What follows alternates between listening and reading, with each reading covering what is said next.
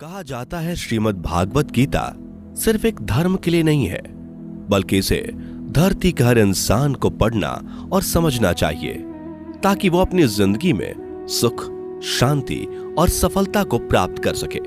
भगवत गीता में कुल 18 अध्याय हैं और इन 18 अध्यायों में कुल 700 श्लोक हैं, जो सभी के लिए पढ़ पाना थोड़ा मुश्किल है।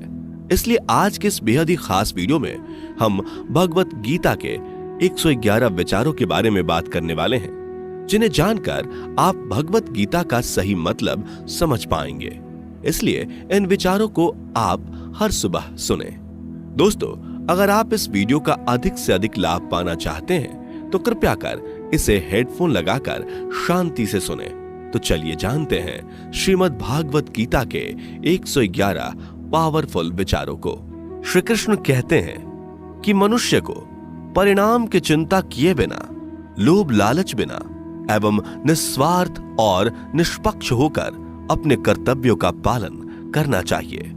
जिस तरह प्रकाश की ज्योति अंधेरे में चमकती है, ठीक उसी प्रकार सत्य भी चमकता है। इसलिए मनुष्य को हमेशा सत्य की राह पर चलना चाहिए। जिस मनुष्य के अंदर ज्ञान की कमी और ईश्वर में श्रद्धा नहीं होती, वो मनुष्य जीवन में कभी भी आनंद और सफलता को प्राप्त नहीं कर पाता।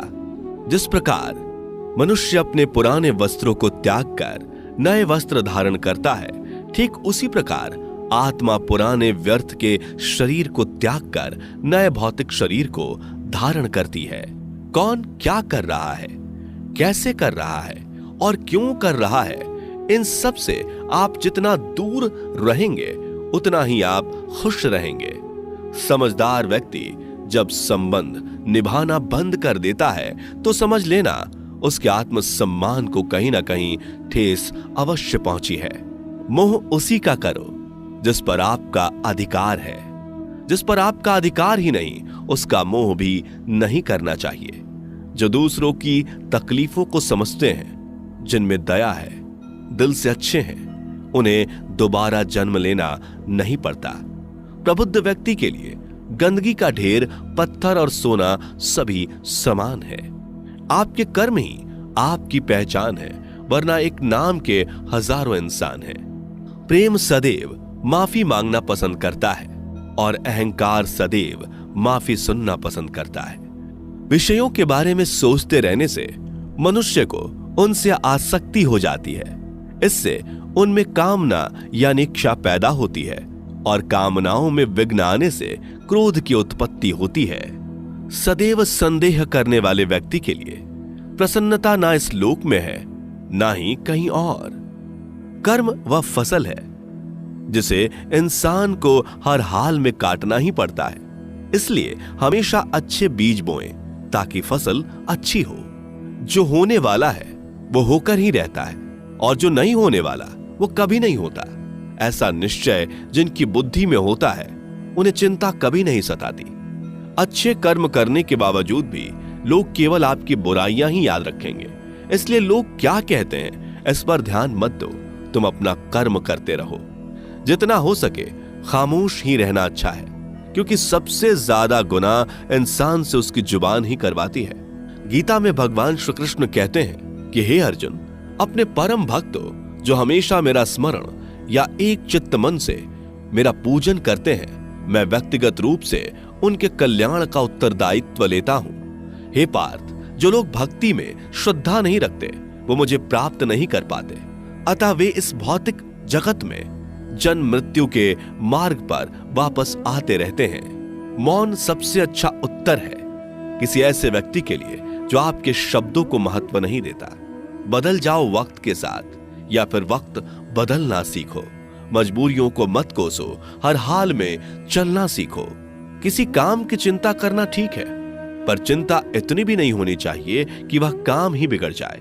अच्छी नीयत से किया गया काम कभी व्यर्थ नहीं जाता और उसका फल आपको जरूर मिलता है।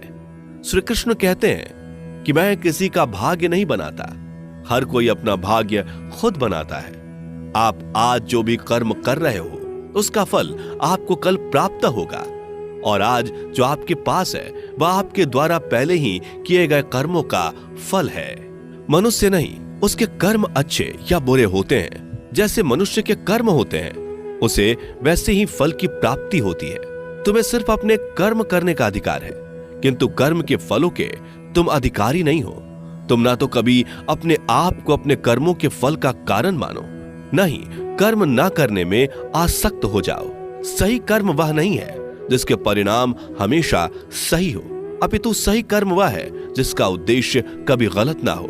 संसार में कोई भी मनुष्य सर्वगुण संपन्न नहीं होता, इसलिए कुछ कमियों को नजरअंदाज करके रिश्ते बनाए रखिए। पूर्णता के साथ किसी और के जीवन की नकल करके जीने की तुलना में अपने आप को पहचान कर अपूर्ण रूप से जीना बेहतर है। जब भविष्य धुंधला पड़ने लग जाता है, तब आपको अपने वर्तमान में ध्यान केंद्रित करने की आवश्यकता है। कोशिश कर, हल निकलेगा, आज नहीं तो कल निकलेगा। अर्जुन के तीर सा सद मरुस्थल से भी जल निकलेगा। जीवन की सबसे बड़ी गलती वही होती है जिस गलती से हम कुछ सीख नहीं पाते।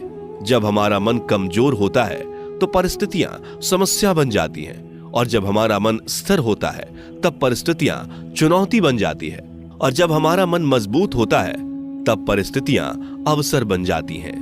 मनुष्य की मानवता उसी वक्त नष्ट हो जाती है जब उसे दूसरों के दुखों पर हंसी आने लगती है। हे भारतवंशी, शरीर में रहने वाले का वध कभी नहीं किया जा सकता, अतः तुम्हें किसी भी जीव के लिए शोक करने की आवश्यकता नहीं है। समय यही सिखाता है कि जिंदगी किसी का इंतजार नहीं करती और ना ही किसी के लिए रुक सकती है। जिंदगी खेलती भी उसी के साथ है जो खिलाड़ी बेहतरीन होता है। दर्द सबके एक जैसे हैं, मगर हौसले सबके अलग अलग हैं। कोई हताश होकर बिखर जाता है तो कोई संघर्ष करके निखर जाता है। मनुष्य को अपने कर्मों से संभावित परिणामों से प्राप्त होने वाली विजय या पराजय, लाभ या हानि, प्रसन्नता या दुख इत्यादि के बारे में सोचकर चिंता से ग्रसित नहीं होना चाहिए। यदि आप अपनी गलतियों से कुछ सीखते हैं तो गलतियां सीढ़ियां हैं, और नहीं सीखते तो गलतियां सागर हैं। निर्णय आपका है, चढ़ना है या डूबना है। समस्याएं इतनी ताकतवर नहीं होती जितना कि हम उन्हें मान लेते हैं। कभी सुना है कि अंधेरे ने सुबह को होने ही नहीं दिया? गलतियां ढूंढना गलत नहीं है, बस शुरुआत खुद से होनी चाहिए।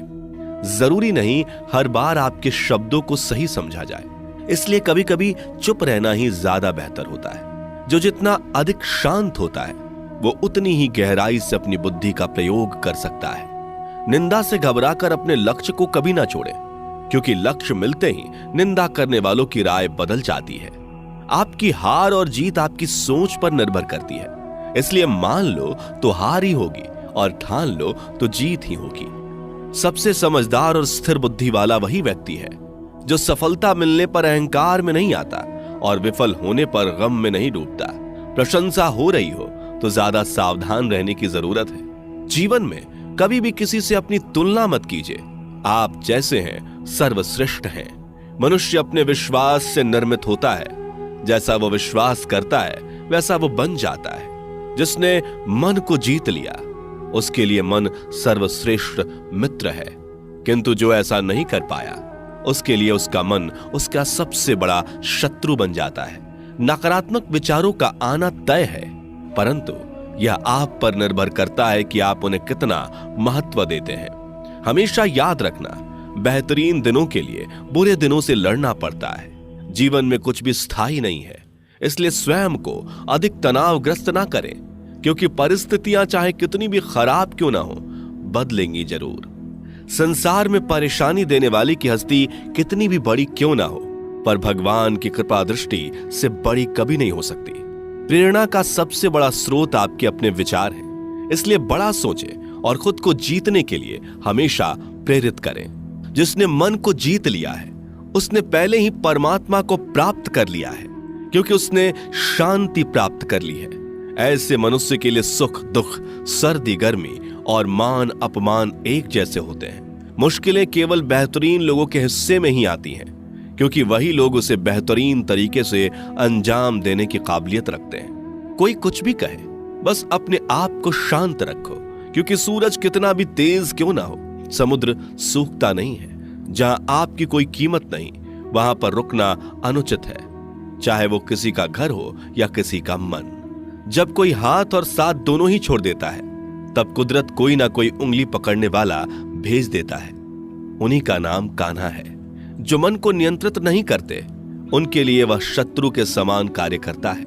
हे अर्जुन, व्यक्ति जो चाहे बन सकता है यदि वह विश्वास के साथ इच्छित वस्तु पर लगातार चिंतन करे।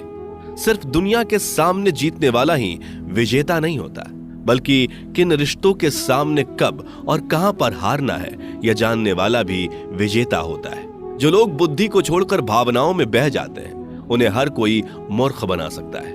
वक्त से पहले मिली चीज अपना मूल्य खो देती है और वक्त के बाद मिली चीज अपना महत्व।